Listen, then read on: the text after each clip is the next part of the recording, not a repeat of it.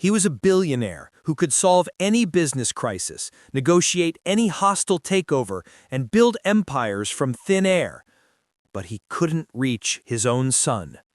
Not with toys, not with therapists, not with 7 nannies in 30 days. Richard Hale had everything a man could own, except the one thing he wanted more than air: a single word from his little boy. Ever since the accident that took his wife, the accident he still blamed himself for, the Hale mansion had become a cathedral of silence. Curtains stayed drawn. Hallways echoed. Laughter had been extinct for months. And at the center of that quiet, aching world was Oliver, their son. 3 years old, beautiful, brilliant, locked inside a place only he could see. Doctors labeled him autistic. Richard only heard one thing: I can't help him. Every nanny promised miracles. Every nanny left in tears. Some quit after a day, others after an hour. One ran out of the mansion so fast she left her shoes behind. Oliver didn't scream, he didn't hit, he didn't misbehave. He simply did nothing at all. Blank stares, shut-off eyes, a universe behind them that no one could enter. By the end of the month, the staff walked on eggshells, afraid any wrong movement would set off Richard. The man wasn't cruel, just grieving, drowning, and desperate not to lose the last piece of the woman he loved. That night, he returned from another round of meetings he barely remembered. His tie was loosened, his hair disheveled, and his mind numb. He expected the usual: an empty living room, toys untouched, and Oliver hiding behind the same blue blanket on the couch. But when he stepped through the doorway, something stopped him cold. On the rug, bathed in a warm pool of evening light, was Maria, the maid he had hired a week earlier.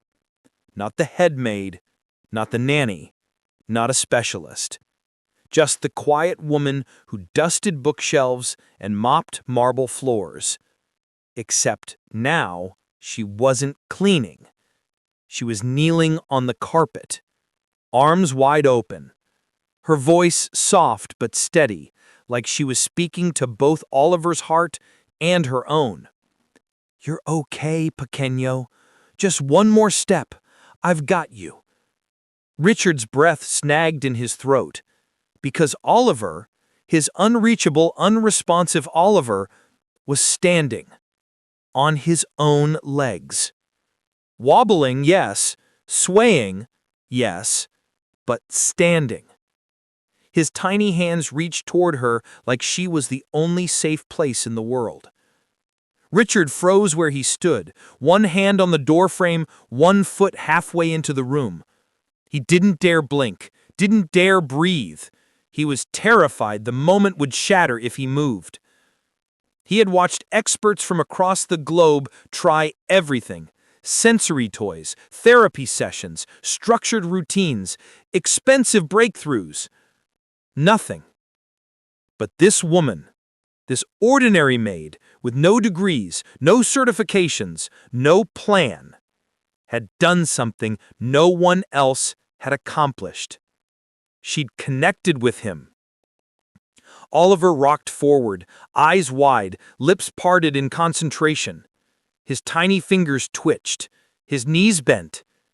Richard instinctively stepped forward, ready to catch him, ready to stop a fall that hadn't even happened yet. But then he heard Maria. No, Senor Hale, let him try. Her voice didn't scold, it didn't challenge. It simply asked him to trust her. Richard hesitated, torn between fear and something else. Something he hadn't felt in months. Hope. He lowered his hand, stayed where he was. Maria smiled at Oliver, a small, warm curve of reassurance. That's it, mi cielo. One step, one is enough. And Oliver did it. He took one tiny, trembling step, then another, then a third, straight into her arms. Maria caught him gently, not with the panic of a stranger, but with the natural tenderness of someone who understood him without words. She didn't cheer loudly, she didn't clap, she didn't overwhelm him. She simply whispered, close enough for only him to hear. Buen trabajo, I'm proud of you.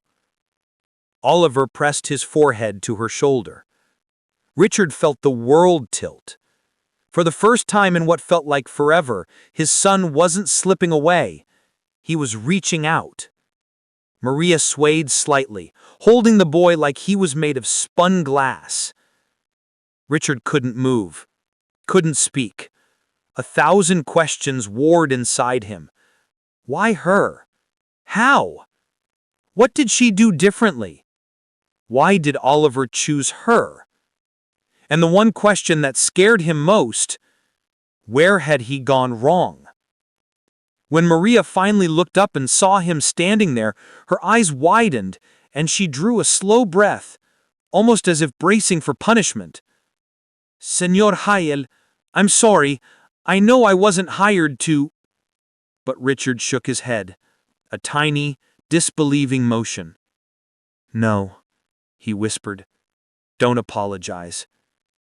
He approached with hesitant steps, afraid to disturb whatever magic she had somehow awakened. How did you do that? Maria swallowed. Oliver burrowed deeper against her chest, as if hiding from the world, but trusting her to hold back the storm. I didn't do anything special. I just listened. To what? To him. Her answer hit him harder than any blow. Because in all his desperation, in all his guilt, in all his grief, he had forgotten how to listen. Richard's gaze softened as he watched his son peek at him from over Maria's shoulder, not with fear, not with blankness, but with the faint flicker of curiosity. It wasn't much, but it was more than he had seen in months. For the first time, the mansion didn't feel like a tomb. It felt like something was waking up. Something gentle, something brave, something neither money nor power could buy. Maria lowered her eyes, unsure what line she had crossed or what consequences would follow. She was just a maid, invisible, replaceable, unimportant in a world of wealth and status. But she had done the impossible. Oliver had chosen her. Not a nanny, not a doctor, not even his own father. Her. The woman sweeping floors while others tried to fix him. Richard exhaled slowly, his voice barely above a whisper. Maria, please don't stop. She blinked up at him, startled. Sir? Whatever you're doing, keep doing it. In that moment, something shifted in the room, something deeper than gratitude, heavier than relief. The walls around Richard's heart, built brick by brick after his wife's death, didn't crumble, but they cracked, just enough for light to slip through. And he had no idea that this small, fragile moment, his son's first steps into someone else's arms, would be the beginning of a story that would shake everything he thought he knew about love, family, fate, and himself. For the rest of the evening, the mansion felt different. Not louder, not brighter, but less suffocating. There was air in the rooms now, space, something alive. Maria stayed on the carpet with Oliver long after his tiny legs grew tired. She didn't push him, she didn't coax him, she simply let him sit in silence, tracing patterns on the rug with his finger, while she hummed a soft melody from her childhood. Richard watched from the doorway, unable to pull his eyes away. He should have been embarrassed, a billionaire standing there, entranced like a guest in his own home. But he couldn't help it. Every small movement Oliver made felt monumental. A glance in Maria's direction, a tiny reach for her wrist, a quiet lean against her arm when he grew sleepy. Little miracles. Richard had thought he would never see small miracles again. Maria didn't look at him, not once. She stayed focused on Oliver, as if she understood that eye contact with a frightened child was a fragile privilege earned, not given. It was almost midnight before Oliver's eyelids began drooping. Maria whispered something soft in Spanish, gentle winds of comfort, and lifted him carefully. He wrapped his arms around her neck in instinctive trust, a trust Richard had forgotten his son possessed. She rose to her feet slowly, adjusting the boy's weight with practiced ease, not as a nanny, as a mother. Richard's chest ached. He stepped forward. "I can take him," he murmured. Maria hesitated, genuine surprise flickering in her eyes. She wasn't used to anyone taking over her burdens. People like her rarely were. "Yes, sir," she said softly. Richard held out his arms. Oliver whimpered, a tiny sound, but sharp as a knife. His small fingers clawed into the fabric of Maria's shirt as though the world might disappear if he let go. Richard froze, hand suspended midair. "It's all right," Maria whispered to the boy, rubbing gentle circles on his back. "Your papa wants to tuck you in." Richard wasn't sure if she meant father or dad or something in between, but the word hit him with enough force to steal his breath. "Let's try together," she said, meeting his eyes with quiet determination. Together. It was a word he hadn't used with anyone in a long time. Maria slid her hand slowly under Oliver's legs. "Hold his back," she instructed calmly. He did. Their fingers brushed. He felt warmth, human warmth, something he hadn't felt since the funeral. Guided by her, Oliver's small body shifted from her arms to his. Richard held his breath. Oliver didn't scream, didn't thrash, didn't retreat into that unreachable void. He simply nestled against his father's chest, cautious, uncertain, but present. Richard swallowed hard, blinking away the pressure behind his eyes. Maria watched quietly, not intruding, not evaluating, just present. "He remembers you," she said softly. The words hit Richard so hard he almost sat down.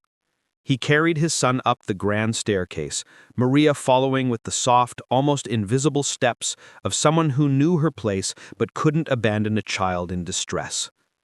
She lingered near the door as he laid Oliver gently into his small bed. The boy turned his head toward her. Maria smiled, a small, steady smile that told him he was safe. Richard tucked the blanket around Oliver and whispered a broken goodnight. When he turned around, Maria was already backing out of the room, respectful to the last detail. Down the hallway she paused. "Sir, if he wakes, may I check on him?" "You don't need my permission," he murmured. But Maria shook her head. "Yes, I do." He understood. Employers like him always held the power. Employees like her always needed permission. "Maria," he said quietly, "if he needs you, go to him, anytime." Her shoulders softened, not with pride, but with something humbler, relief. "Thank you," she whispered. Downstairs, the mansion glowed with soft lighting. Usually, Richard walked through these rooms like a ghost. Tonight, he felt awake, aware, breathing. Maria returned to her cleaning equipment as though she had not just done something extraordinary, as though she had not changed the axis of the world he lived in. Richard approached her slowly. "How did you know how to reach him?" She didn't turn around. She continued rinsing a cloth in a bucket of warm water. "I didn't know," she said. "I just didn't expect anything from him." Richard frowned. "Expect?" "Yes." She wrung the cloth out gently, the water dripping into the bucket like little heartbeats.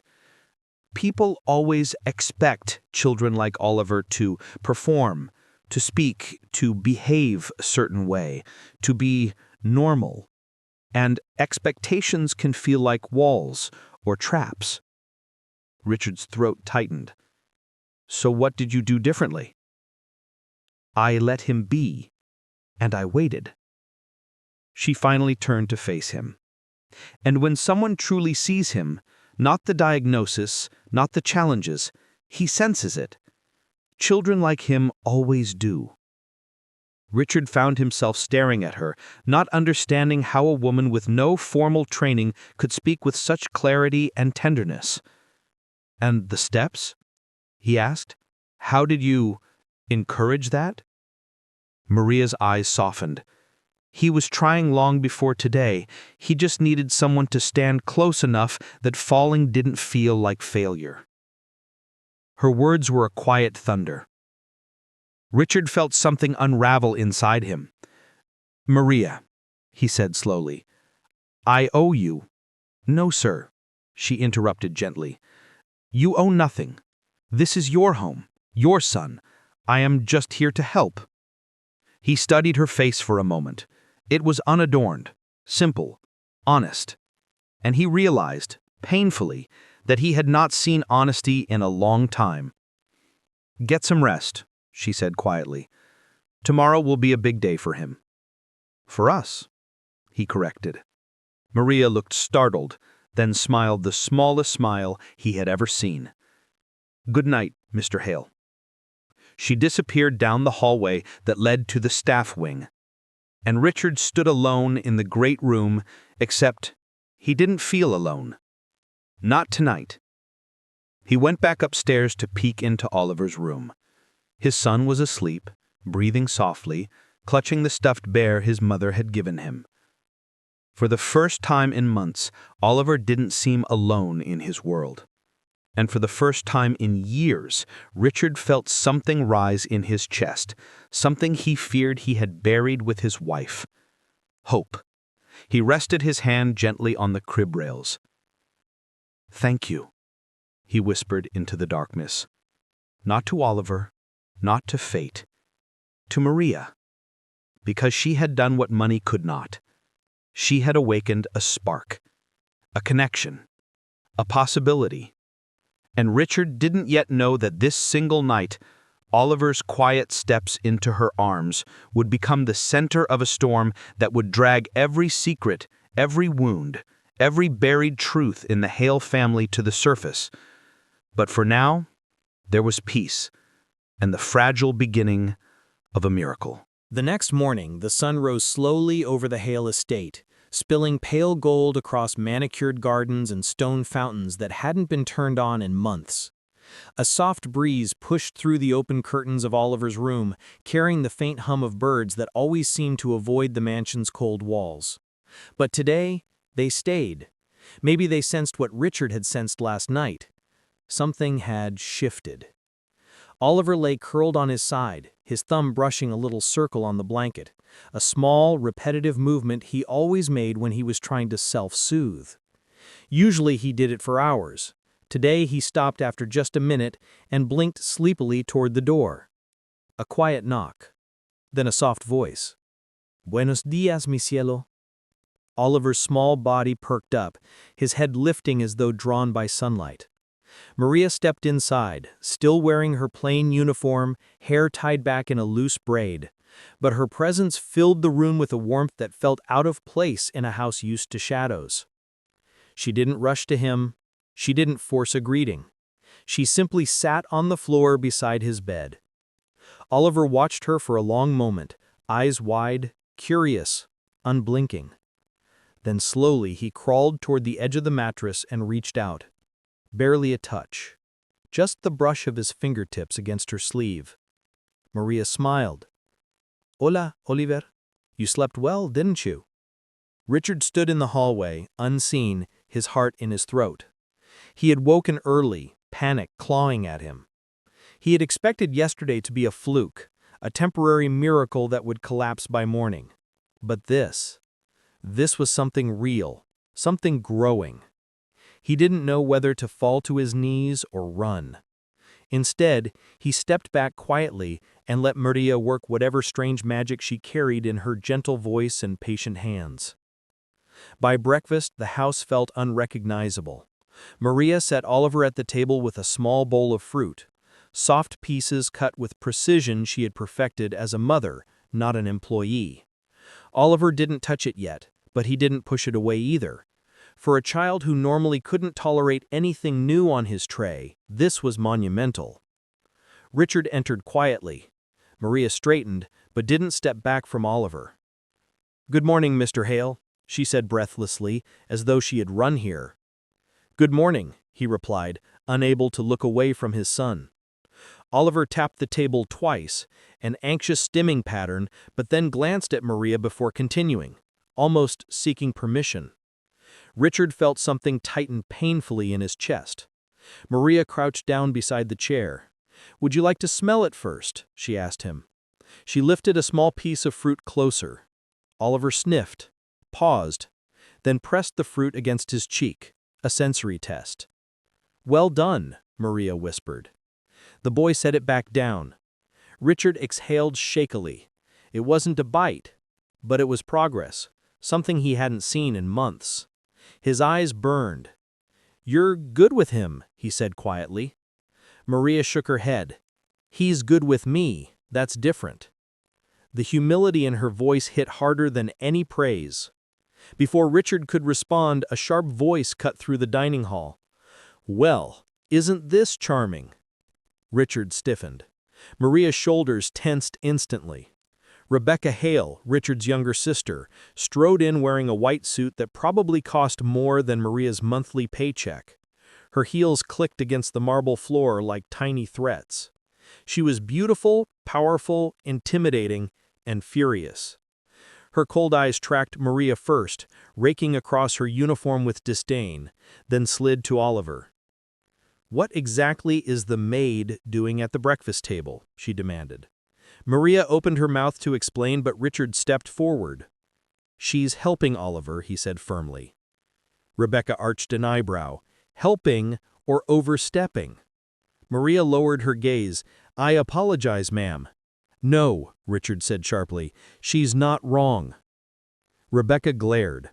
7 nannies were trained professionals. They lasted a week each. And now suddenly a maid becomes your son's miracle worker? Do you hear how absurd that sounds? Richard felt anger spark in his chest. "He's the first person he's connected with in months," he said. "That's not absurd." Rebecca stepped closer, eyes burning into him.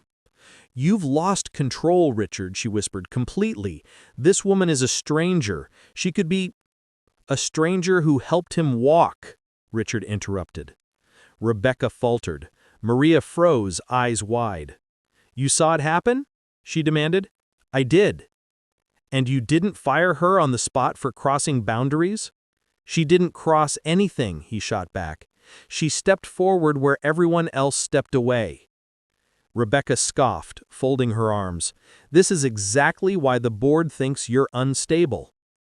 Maria looked between them, horrified. She wasn't supposed to hear that. She wasn't supposed to be in the middle of this.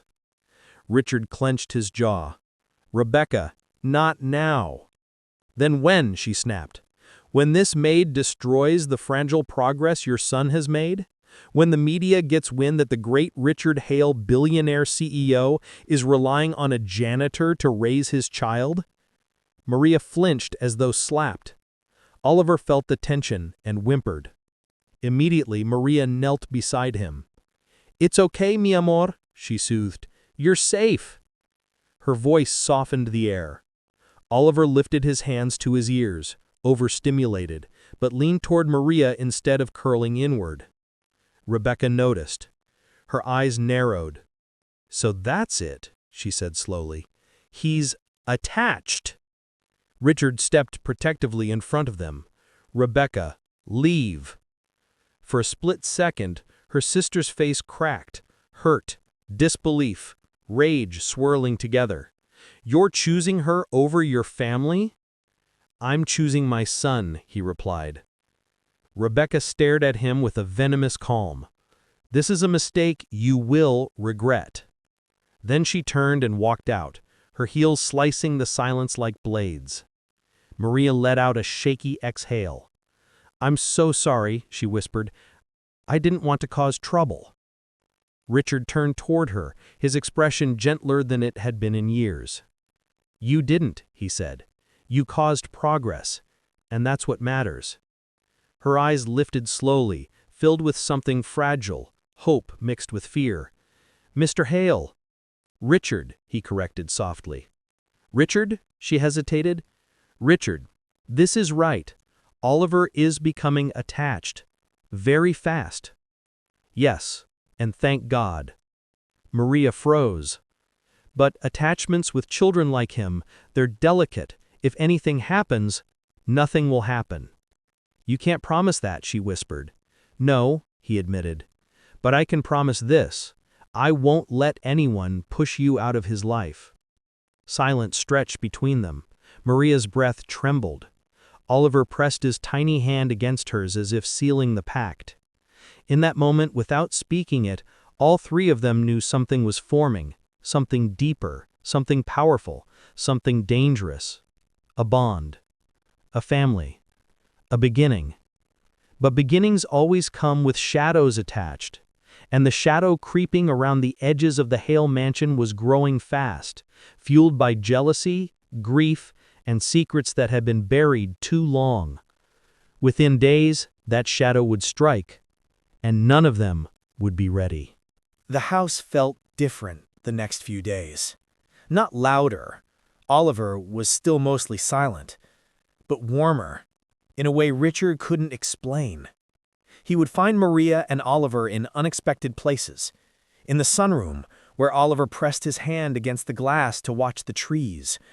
On the staircase, where Maria sat patiently while he tapped each step before climbing it. On the patio, where she whispered stories in Spanish, her voice lilting like music. Oliver followed her with the trust of a child who had finally found an anchor. And Richard watched all of it, with a mixture of awe and guilt that burned deeper every time he caught Oliver smiling the smallest, most fragile smile. He had never been able to coax that out of his son, not even once.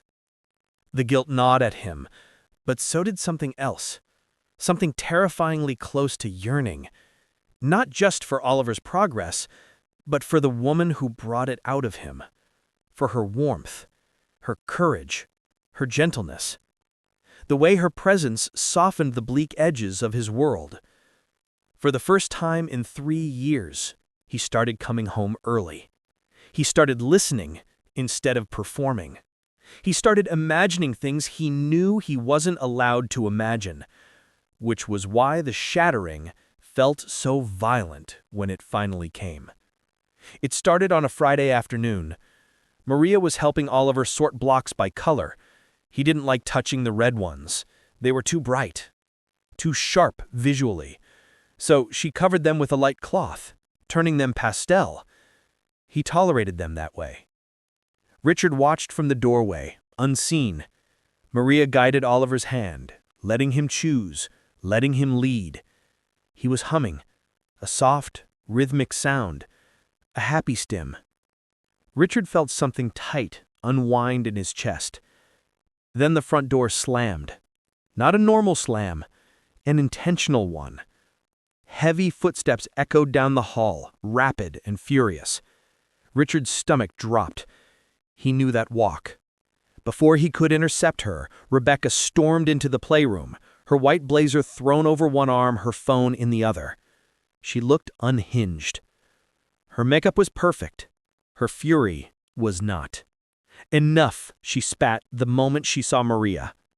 Maria froze. Oliver shrank into her side. Richard stepped forward quickly. "Rebecca." She tossed her phone at him. He caught it clumsily. "Look at that," she hissed. On the screen was a photo, grainy but unmistakable. Maria carrying Oliver through the garden earlier that morning. Oliver's head on her shoulder, Maria smiling softly. "It's harmless," Richard said. "It's evidence," Rebecca snapped. The board already saw it. His blood iced. What do you mean the board already? They think you're compromised, she said with a twisted smile. They think you're making emotional decisions that endanger the company's stability, that you're letting an unqualified maid, and God knows what else, influence your judgment. Maria went pale, understanding instantly.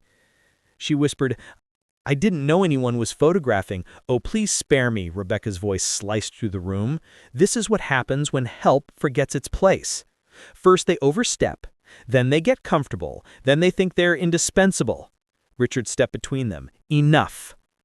But his sister only raised her voice. You're risking your reputation, your company, your entire legacy for a woman who should never have been allowed within 10 feet of Oliver?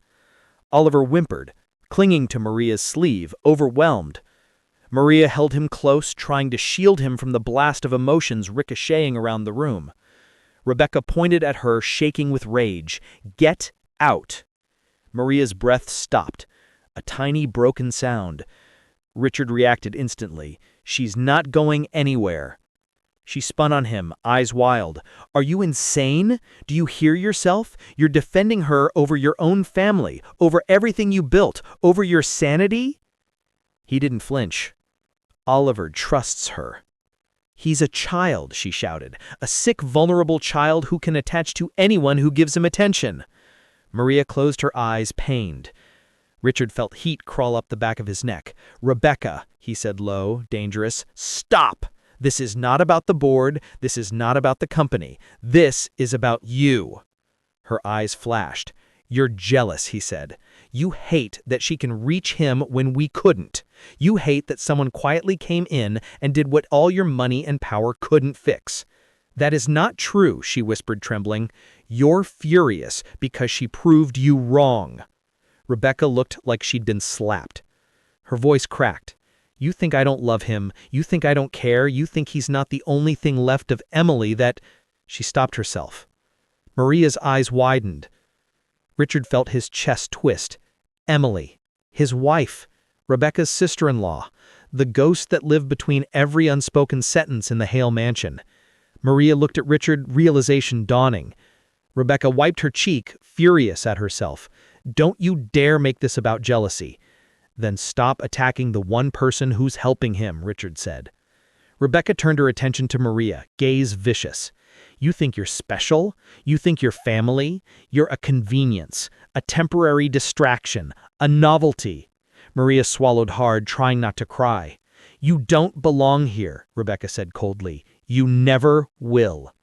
Oliver whimpered again, louder this time, distressed by the shouting. Maria crouched down, whispering quickly in Spanish, trying to soothe him. Rebecca stepped closer. Don't touch him. Maria jerked back as if burned. Richard grabbed Rebecca's wrist, hard. Enough. For a moment, the house went silent. Only Oliver's shaky breaths filled the space. Maria lifted her chin, eyes glassy but steady. I would never hurt him, she said softly. Rebecca scoffed. You already have. Maria flinched, and that was the moment things shattered. Not from yelling, not from accusations, but from a single ice-cold sentence. You're fired. Richard's head snapped toward Rebecca. Absolutely not. It's done, she said. The board agrees. She's a liability. She's gone. Maria inhaled sharply, a sound of pure heartbreak. Oliver suddenly screamed. It wasn't a cry. It wasn't fear. It was grief. Raw, primal grief. He reached desperately for Maria, his little hands trembling, his voice cracking as he sobbed, a sound Richard had never heard before. It broke something deep inside him. Maria knelt and hugged him tightly, her tears falling into his hair. I'm not leaving you, she whispered desperately. Shh, mi vida, shh. Rebecca stared as if witnessing an accident she caused but didn't mean to. Richard took a step closer. Rebecca, I swear to God. If you keep her here, Rebecca whispered, the board will remove you. And just like that, the choice became lethal. His son's happiness, or his position. His family's future, or the company. His heart, or everything else. Maria pulled back just enough to look at Richard. Her eyes shattered him. "I'll go," she whispered. "No!" His voice broke. "No, Maria, don't." She shook her head, tears spilling freely now. "I can't be the reason you lose everything. You're not." But Oliver sobbed harder, clinging to her desperately. She pressed her forehead to his. "I love you," she whispered to him, voice trembling. "You hear me, baby? You hear me? I love you. I'm here." She kissed the top of his head, sobbing quietly. Then slowly, painfully slowly, she pried his hands off her sleeve.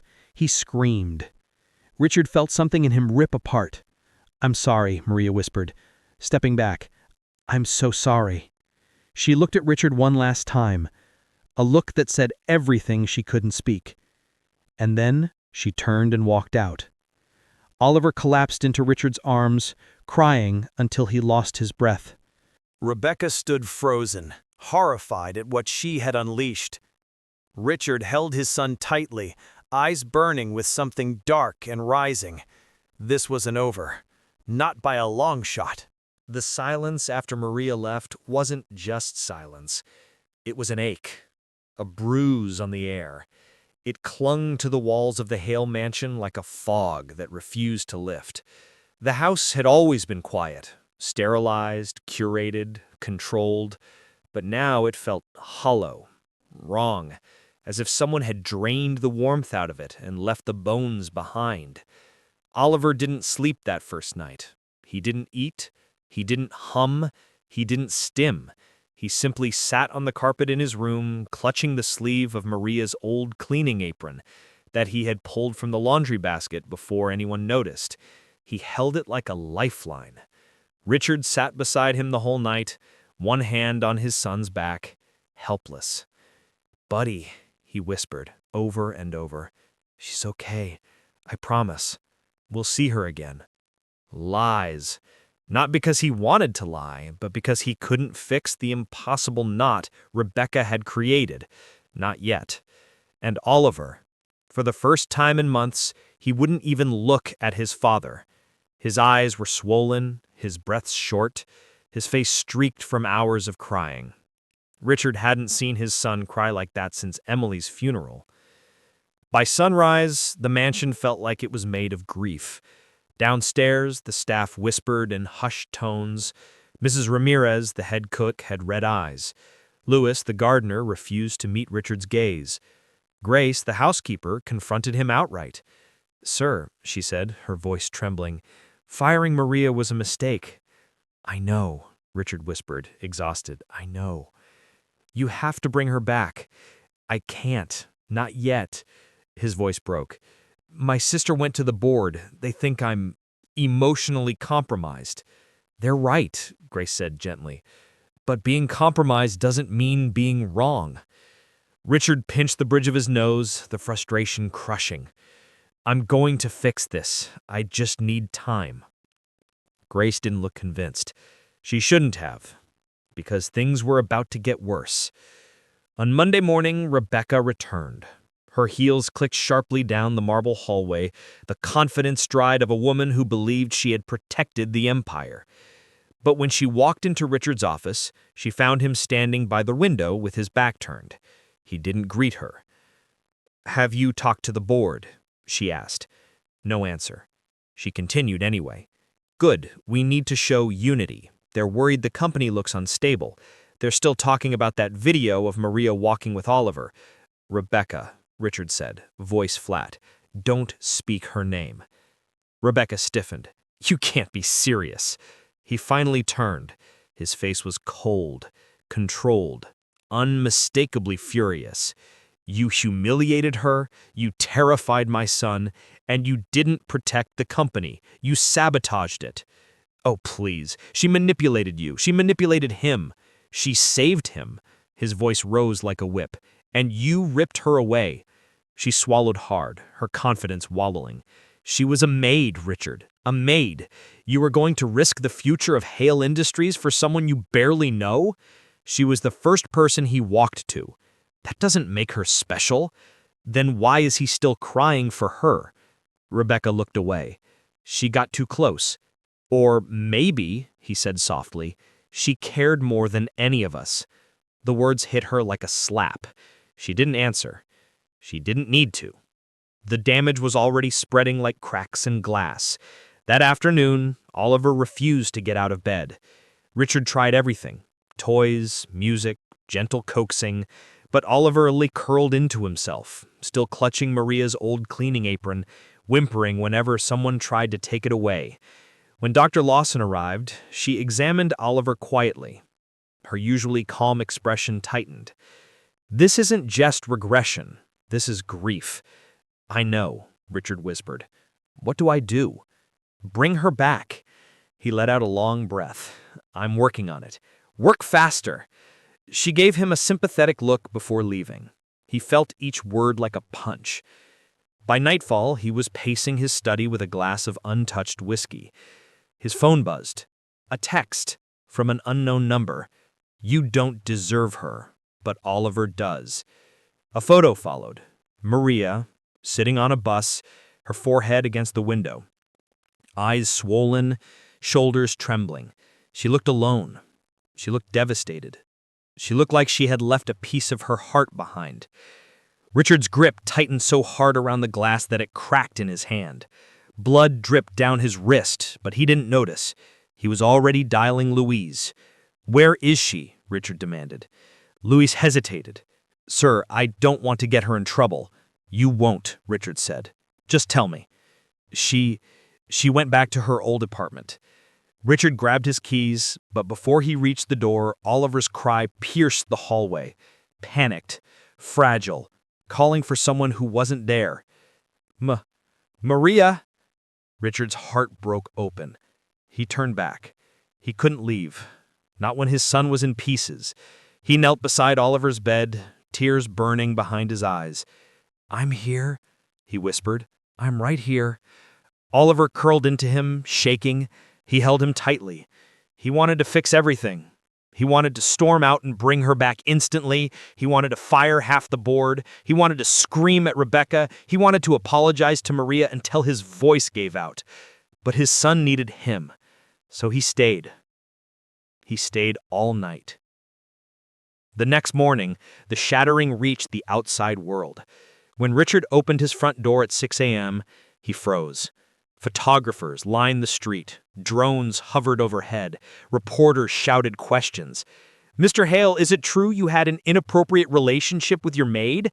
Did you fire her after she tried to get close to your son? Why was a domestic worker responsible for your child's care?" And the headline plastered across every screen: "Billionaire CEO Scandal. Fired maid claims emotional abuse behind closed doors." Richard's blood went cold. What the hell? Rebecca ran outside behind him, already on her phone. "This wasn't me. I didn't leak anything." Richard didn't believe her. Not yet, not fully, but the real horror hit when he saw the byline. The article quoted an anonymous source close to the family. And worse, it included a blurry video. Maria leaving the mansion in tears, clutching her bag, and Oliver screaming after her. The audio was faint, but audible enough. Maria! A child's broken cry. Every headline interpreted it as proof of cruelty, proof of abandonment, proof of scandal. And the internet erupted. Richard stared at the screen, trembling with rage. Who did this? Why? How? But one thing mattered more than the chaos exploding online. Maria. She was out there, alone. And now her name was being dragged through hell because of his house, his family, his failure to protect her. Oliver tugged on his pant leg suddenly, his face pale, eyes hollow. Maria. It wasn't a question. It was a plea. Richard lifted him into his arms, holding him tightly. Then he whispered, with a crack in his voice he didn't bother hiding anymore. "I'm going to find her, buddy." And this time, he meant it with everything he had left. The storm didn't arrive gradually. It hit with the force of a wrecking ball. Within 48 hours, the story of the fired maid had become a full-blown media wildfire. Every news station, gossip page, parenting blog, advocacy group, and business outlet had latched onto it. and each one twisted the narrative a little more until the truth was buried beneath a mountain of sensational lies. Headline after headline. Billionaire CEO under fire after autistic child seen screaming for fired maid. Insider leak. The Hale mansion has a pattern of staff mistreatment. Experts question why a maid was responsible for toddler therapy. Is Richard Hale fit to run a Fortune 500 company? By day 3, the stock price of Hale Industries dropped 12%. By day 4, sponsors began pulling from the charity foundation Richard created in his late wife's name. By day 5, the board called an emergency meeting. And by day 6, the world had turned on him. The real tragedy? Maria wasn't speaking to anyone. Not the press, not the lawyers, not even the staff who cared about her. She was gone, vanished, swallowed by the city, and Oliver felt her absence like a wound. At the mansion, the backlash took a physical toll. Reporters camped outside 24 hours a day. Delivery workers couldn't get through the gate. A drone crashed into the fountain. Inside, the atmosphere was worse. Oliver refused to go downstairs. He refused food unless it was the same yogurt Maria used to spoon-feed him. He refused sleep unless he held her apron against his cheek. Every therapist Richard called suggested the same thing. His emotional bond was severed abruptly. He's experiencing panic, loss, and sensory disruption. The only solution is familiarity. If you want to stabilize him, I need to bring her back, Richard finished. They nodded every time. But wanting Maria back and getting her back were two very different battles. Rebecca fought him at every turn. You can't bring a PR target into this house right now, she snapped during a board call. It will look like you're admitting guilt. I don't care how anything looks, Richard shot back. I care about my son. You can't run a company on emotion. Watch me. She hung up on him. He added that to the list of things he no longer had the patience for. Grace, the housekeeper, was the one who forced him to sit down. She found him in his office at 2 a.m., surrounded by papers, news clippings, and screenshots. The harsh glow of his computer monitor made him look hollow. Sir, she said softly, if you keep going like this, you'll collapse. I don't have time to collapse. You don't have a choice. You need sleep. I need Maria. Grace took a deep breath. I talked to someone, a friend. They think they know where she is. His head snapped up so fast the chair creaked. Where? Grace hesitated. Promise me you'll be gentle. Grace, promise. His jaw tightened. I promise. She nodded. They think she's staying with a cousin in a small apartment in Oregon Pines. Richard stood immediately, grabbing his coat. Grace stepped in front of the door. Not tonight. Oliver needs you. He had another meltdown an hour ago. He screamed himself sick. Richard froze. His son. His responsibility. He swallowed hard, stepping back from the door. Tell me in the morning, he whispered. Grace nodded, and for the first time in days, he slept. Barely. Restlessly. But he slept. Meanwhile, the internet tore Maria apart and worshipped her at the same time.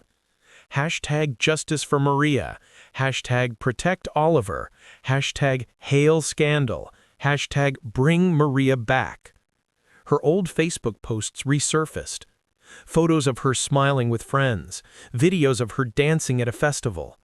Comments flooded every image, thousands of strangers arguing about a woman who hadn't asked for any of this. Some praised her, some accused her. Some wanted interviews, some wanted lawsuits. None of them saw the truth. None of them knew her pain. And every time a reporter knocked on her cousin's door, Maria hid behind the hallway wall, covering her mouth, terrified of being filmed, terrified of saying the wrong thing, terrified of being blamed for a story she never wanted. Her cousin, Carla, tried to help. "Talk to him," she urged. "At least tell Richard you're safe." "I can't," she whispered. "His family hates me. Half the world hates me. And I'm nothing. I'm not worth all this trouble." "But Oliver—" At his name, something inside Maria cracked. She gripped the kitchen counter to steady herself. "I love that boy. I love him like he's mine, but I can't go back there. I ruined everything." Carla exhaled slowly. "Maria, you didn't ruin anything." But Maria didn't believe her. She curled into herself as the world outside misjudged her every breath. On the 7th day, the situation hit its breaking point. Oliver stopped walking again. Just stopped. As if the memory of those first steps lived only in the arms that caught him. Richard sat on the nursery floor as the pediatrician examined the boy. "It's emotional shutdown," she explained, "a stress response. He's not regressing physically, he's protecting himself." Richard felt something inside him fracture. "How do I fix it?" he whispered. "You already know the answer." He closed his eyes. There were no more excuses, no more meetings, no more boards, no more PR nightmares. He was done pretending he had time. He was done pretending he could wait. So that night, after Oliver finally fell asleep from exhaustion, Richard packed a bag, kissed his son's forehead, and whispered, "I'm going to find her, buddy. I'm bringing her home." Oliver didn't respond, but his small fingers curled around Richard's sleeve for a moment. Enough. Enough to give him the fuel he needed. Richard walked downstairs, grabbed his keys, and stepped past Rebecca, who was arguing with the spokesperson in the foyer. "Where are you going?" she demanded. "To fix the world you broke. You can't run from this scandal." He turned, eyes sharp. "I'm not running. I'm going to get the only person who ever helped my son." And with that, Richard Hale, a man who had spent years controlling everything, left behind the company, the cameras, the wealth, the chaos, all of it, to go find a maid. The maid. The woman his son loved first. The woman he himself had begun to love without even realizing it.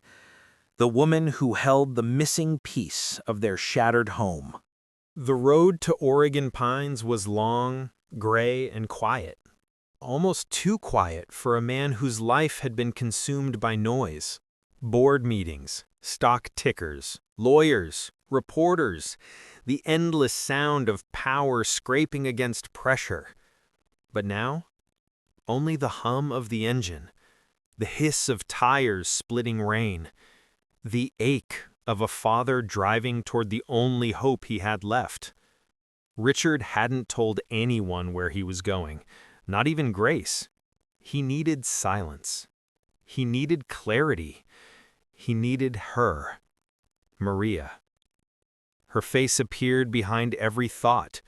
Her voice echoed in every memory of Oliver smiling. Her gentle patience had become an anchor he didn't know he needed until it was ripped away. It was nearly midnight when he reached the small apartment complex tucked between a liquor store and the laundromat. The building looked nothing like the marble and gold he was used to. The siding was faded, the parking lot cracked, and a flickering streetlight buzzed overhead. He didn't care. He knocked once on Unit 2B. No answer. He knocked again, harder this time. Still nothing. For a moment, fear clamped his chest. What if she'd already left? What if she'd moved again? What if he'd lost her for good? But then the door cracked open. Only a fraction. A woman in her 30s peered out, wearing a loose sweatshirt, hair pulled into a messy bun. Carla, Maria's cousin. Her eyes widened the instant she recognized him. "You," she whispered. "Oh, God." "Please," Richard said, breathless. "I need to see her." Carla's jaw tightened. "Go home, Mr. Hale. She doesn't want any more trouble." "I'm not here to cause trouble." "That's what people like you always say before you ruin someone's life." He swallowed the sting of the words. "I'm just a father. A desperate one." Carla hesitated. Her gaze softened. Only a little, but it was enough. She stepped aside. Richard walked inside. Small, warm, clean, crowded with mismatched furniture and cheap thrift store blankets. It smelled like cinnamon and incense. A home built with love, not money. He stood awkwardly in the narrow living room, unsure what to say, unsure how to breathe, unsure where she was. Then he saw her. Maria. Sitting at the end of the couch, legs tucked beneath her, wearing a simple t-shirt and soft joggers, her dark hair falling in loose waves. She froze the moment she lifted her eyes and saw him. The air between them shattered into silence. Her lips parted. Her fingers trembled. She looked like she might faint. Why are you here?" she whispered. Richard took a step toward her, then stopped, reminding himself of the promise he made to Grace. Gentle. "I'm here for Oliver," he said quietly. "And I'm here for you." Maria looked away, blinking hard. "You shouldn't be here," she murmured. "Your family hates me. The media hates me. People online think I hurt your son." "You didn't," he said instantly. "You don't know that." He stepped closer. "Maria, I do know. Because I've been watching my son every day since you left." His voice cracked, just slightly. "He's not eating. He's not sleeping. He won't walk. He barely lets me touch him." She closed her eyes, pained. "Because I was the last person he trusted. That's why I left. He needs you, not me." "No," Richard said softly. "He needs both of us." Maria's breath caught. "I'm just a maid," she said, shaking her head. "I wasn't supposed to change anything. I wasn't supposed to matter." "You're not just anything," he said, voice steady. "You healed him. You reached him. You gave him something even professionals couldn't." Carla slowly slipped into the hallway, giving them space. Maria stared at her hands. "You fired me," she finally said. "You didn't believe me. You believed her." Richard lowered his head, shame thick in his chest. "I know," he said. "It was the biggest mistake I've ever made." Maria blinked fast, like she was fighting tears she didn't want him to see. "You hurt me," she whispered. "More than you know." "I'm sorry," he said softly. And he meant it in every sense. "For not protecting you, for letting Rebecca intimidate me, for letting the world attack you, for not realizing sooner what you meant to him and to me." Maria's heart clenched at those last words.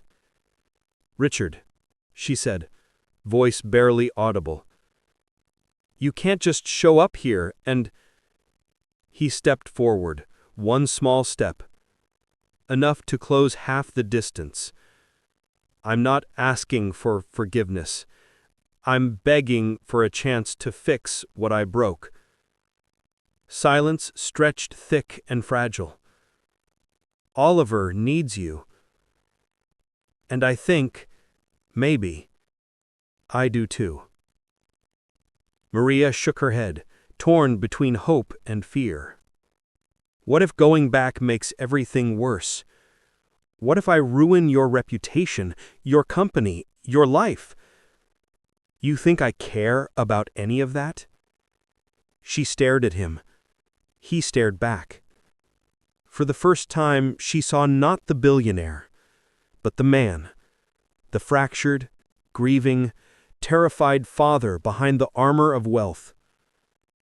I don't care about the articles, or the stock price, or the board. His voice dropped. I care about my son, and I care about the woman he trusts. Maria pressed her hand to her mouth, overwhelmed. I don't know if I can face the world right now, she whispered. Then don't, Richard said gently. Face me. Face him. Face one day, 1 hour, 1 step at a time. Her tears finally fell. One slipped down her cheek. Richard didn't move. He waited. Patient. Still. Hopeful. Then at last Maria whispered, I'll go for Oliver. Relief crashed through him like a tidal wave. But, she added, lifting her eyes, strong now, steady, I'm not stepping into that house alone. Not stepping into that chaos without protection. Not facing your sister or your lawyers without a guarantee. You'll have it, Richard said instantly. You'll need to say it, she whispered. Out loud. He nodded. You'll be safe. You'll be respected. He took one more step. You'll never be treated like nothing again. Maria inhaled shakily. Okay, she whispered. He held out a hand. She stared at it.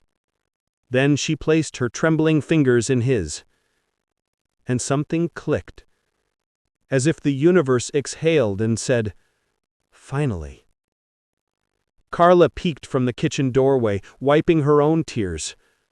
Bring that baby home, she whispered to Maria.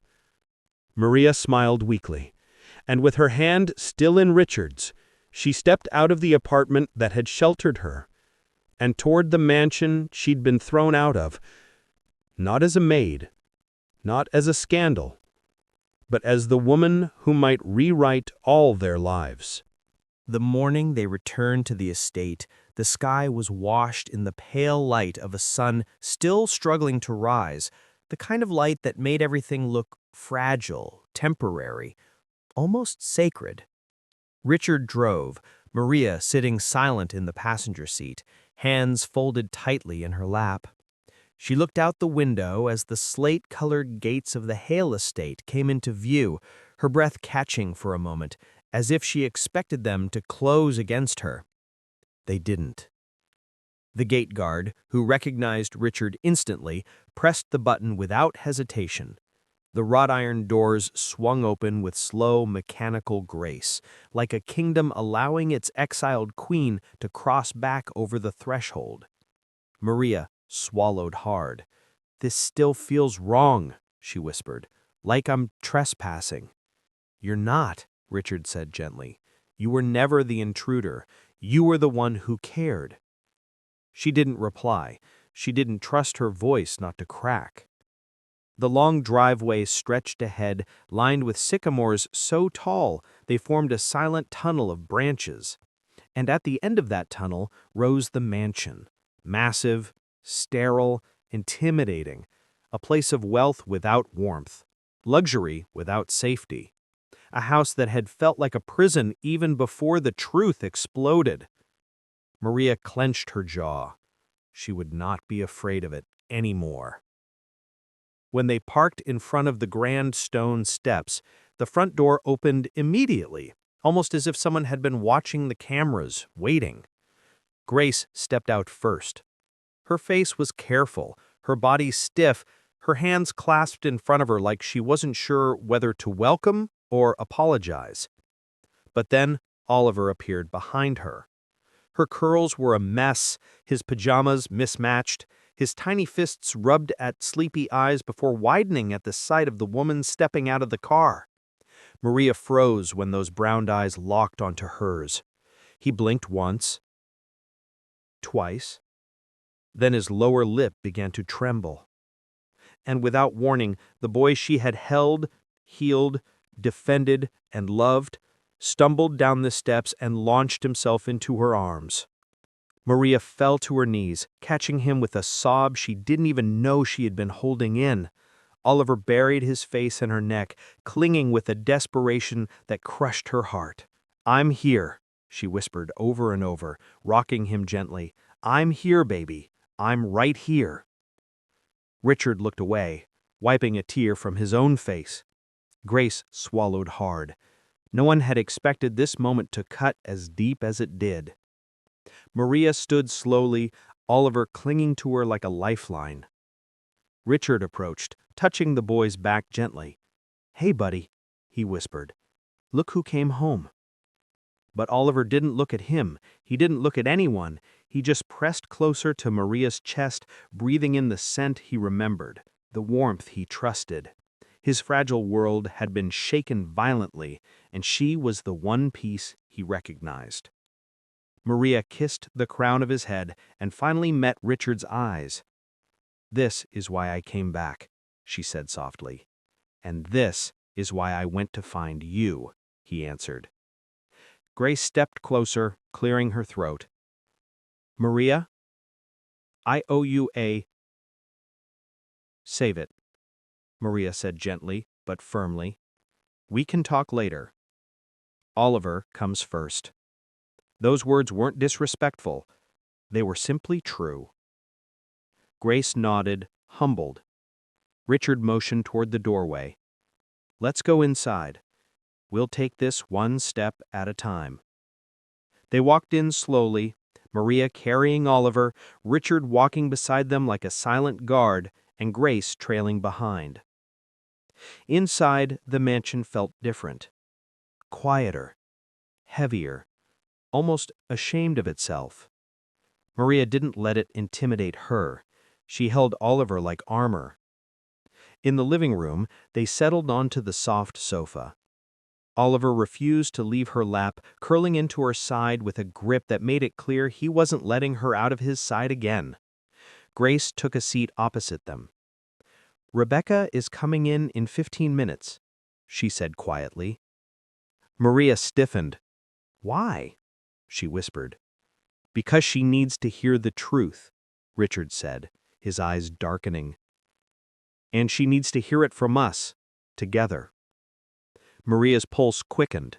She had left this house in tears. She had been dragged through the media as a monster. She had been accused, fired, humiliated, thrown into chaos she didn't create. Facing Rebecca again felt like stepping directly into the fire. Richard sat beside her, close enough that their shoulders nearly touched. "You won't do it alone," he said softly. She swallowed, grounding herself with a slow breath. When the door finally clicked open 15 minutes later, Maria's heart drummed against her ribs. Rebecca walked in. Perfectly dressed, spine straight, jaw tight. The same cold composure. The same superiority. But something was different now. She looked smaller. Or maybe Maria was simply stronger. Rebecca's eyes landed on Maria and widened. "You!" she whispered, almost incredulous. "You came back." Maria stayed silent. Oliver whimpered, burying his face deeper into her shirt. Rebecca stiffened. Richard stood slowly. "It's over. The lies, the manipulation, the threats, everything." She scoffed, lifting her chin. "You're blaming me for your mess?" "Yes, because it is your mess." Her icy mask cracked for just a second, a flinch so small it might have been imagined. Grace's voice cut through the room. "You cost this family everything." She swung toward her. "How dare you?" "No," Grace said sharply. "How dare you use a child to hurt your own brother? How dare you drag an innocent woman through hell because you couldn't stand someone doing something right for once?" Rebecca trembled with barely contained rage, but Grace didn't back down. "It stops now," Grace said. "All of it. And you're going to listen." Rebecca's gaze darted to Richard, not with anger now, but with a flicker of fear. "Richard," she said carefully, "surely you can see this is getting out of hand." "No," he said softly. "This is where it ends." He stepped forward. "You blamed Maria because she did what none of us could do. She reached Oliver. She connected with him. She cared. And instead of being grateful, you made her a target." She opened her mouth, but he cut her off. "You hurt my son," he said, voice low, shaken, deadly calm. Silence fell. Hard, cold, unforgiving. Rebecca blinked rapidly, her composure wavering. "You're choosing her over your own family?" she whispered, voice thin. "No," he said. "I'm choosing the truth." Those words hit harder than accusation. Rebecca's breath stuttered, her lips parted in shock. For the first time, she looked lost. Maria spoke quietly. "You don't have to like me. You don't even have to forgive me, but you do have to stop hurting Oliver. He needs peace. He needs stability. And he needs her," Richard added. Rebecca swallowed, tears building. "I never meant to hurt him." "But you did." Grace let out a tired sigh. "And now we fix it." Rebecca sank slowly into a chair, hands trembling, pride collapsing in on itself. For the first time, she didn't have anything to fight with. The world she controlled had finally told her no. Maria looked at her, not with hatred, but with exhausted compassion. Richard reached over, placing a hand over Maria's. She didn't pull away. Oliver exhaled softly and reached up, placing his small hand against Maria's cheek. A gesture of trust so pure it silenced the room. Rebecca watched, tears slipping down her face. It was over. All of it. The lies, the fear, the cruelty, the chaos. The truth had finally taken its place. Richard squeezed Maria's hand. "You came back," he whispered. She looked at him. "Not for you," she said gently. "For him." He nodded. "But maybe," he added quietly, "you can stay for both of us." Maria didn't answer. Not yet. But she didn't let go of his hand either. And in that still, fragile silence, the Hale family began to rebuild themselves, not from power or pride, but from truth, from healing, from the woman who had walked into their lives as a maid and returned as the force that held them together.